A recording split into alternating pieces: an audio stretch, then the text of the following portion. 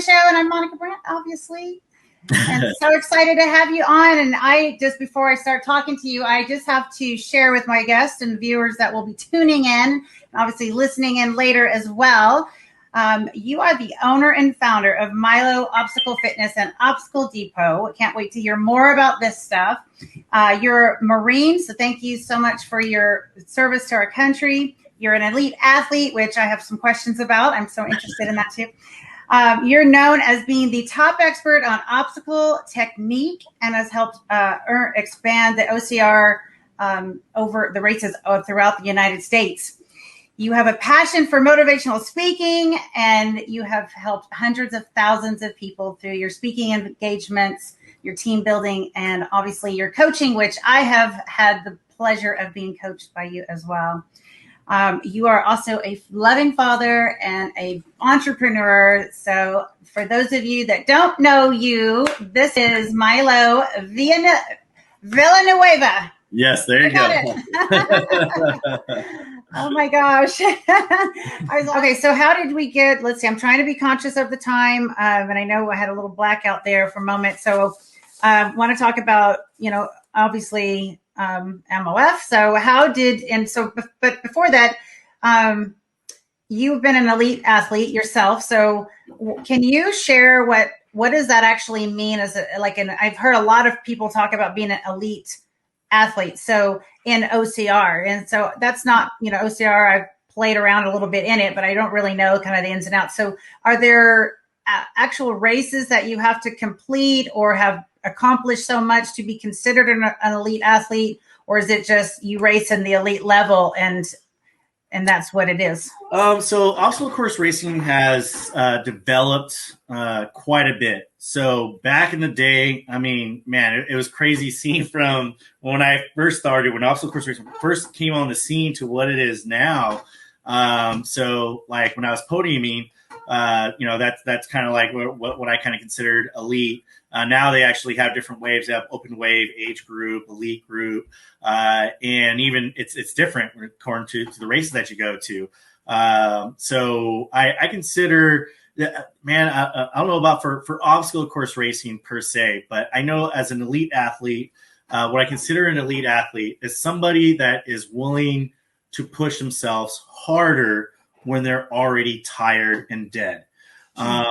So a lot of people, a good example about this, when you're trying to explain to somebody about their second breath, they're like, what's a second breath? I don't understand it. What's the breath? If they have to ask, then they've never hit it.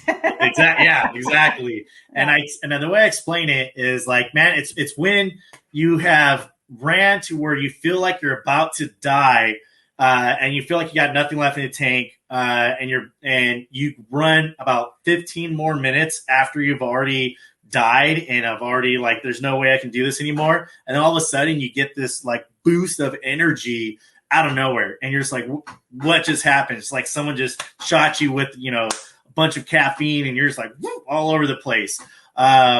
Elite athletes know that's going to happen. And the only reason why they know that's going to happen is because they push themselves so hard, that they get to that point. And that's where a lot of people are not willing to do. A lot of people, they start to get tired or they start to feel like, I can't do this no more. My body's tired. And so they stop. And it's like, why are you stopping? Like you got so much more left in you, that you can do. David Goggins explained it best. He's like, man, you're only at 40%. And that's so true. And I got really lucky with Marine Corps because that Marine Corps showed me that.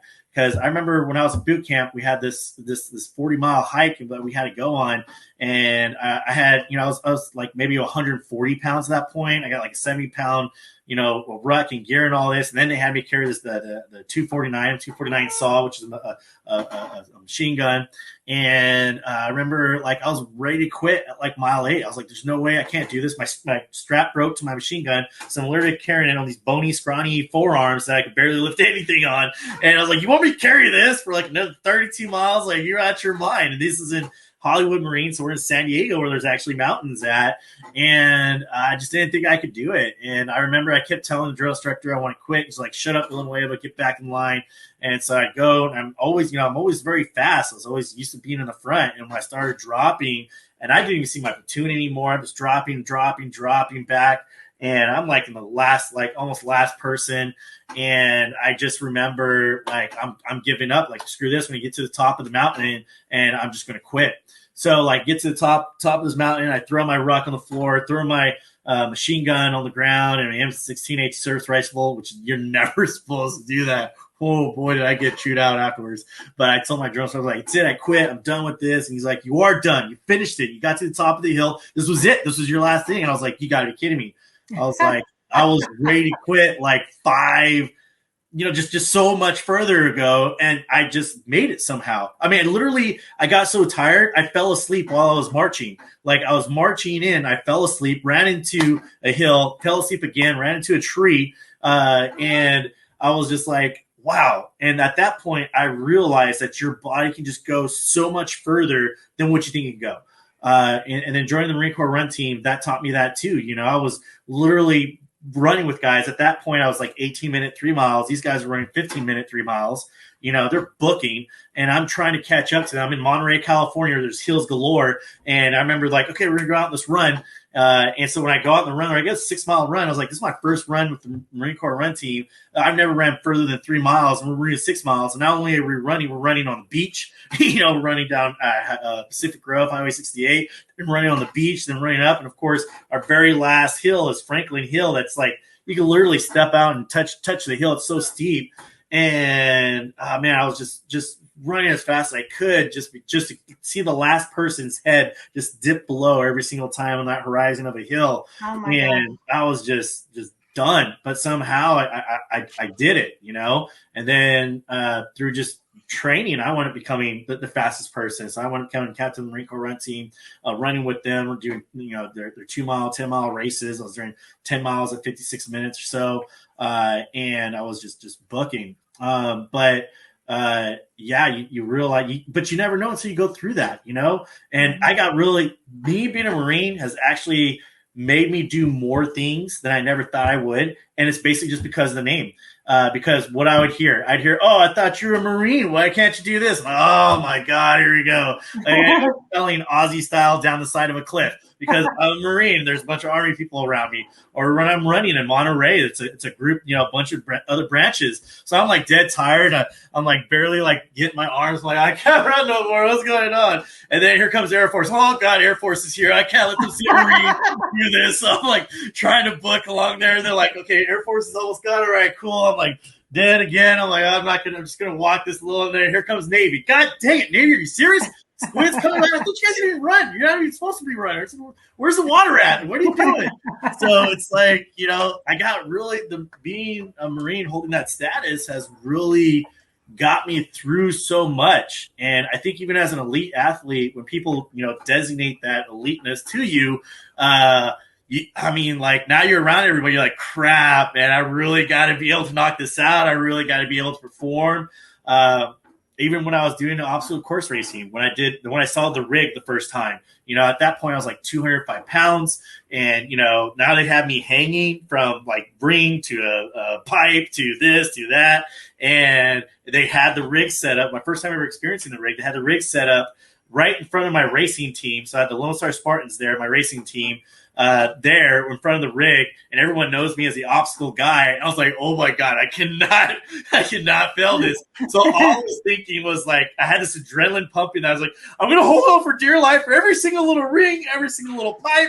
I'm just holding on for dear life. Please, there's girls watching too. This is so embarrassing. So I found like this energy, this adrenaline that pumps out. And when you're working out, when you first work out, you're doing bench pressing. You're like, okay, I got this or whatever. And then all of a sudden a girl walks by, you go, oh, I really got this. I am really gonna, whoa. And you're like, where'd all this energy come from?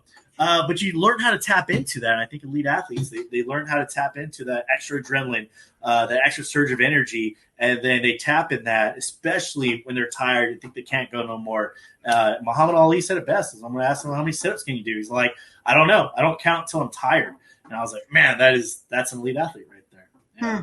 Can you imagine if you had like a GoPro on back through all of that training you did with the Marines? Can you imagine what your videos? Because right now you can think about it and you have memories of some things, but yes. What if nowadays there's video of everything, and you go on and you can find anybody's YouTube or whatever video from anything you want. My goddaughter's been analyzing all these different videos from different military people that are putting out videos now. Yeah, they're doing that at boot camp where they're doing videos. Yeah, it's like everything. We have that. Are you kidding me, man? They'd laugh at us if we were trying to or doing anything like that. For one, I was so skinny it would look like it was landscape. I'm like, no, I'm just that skinny.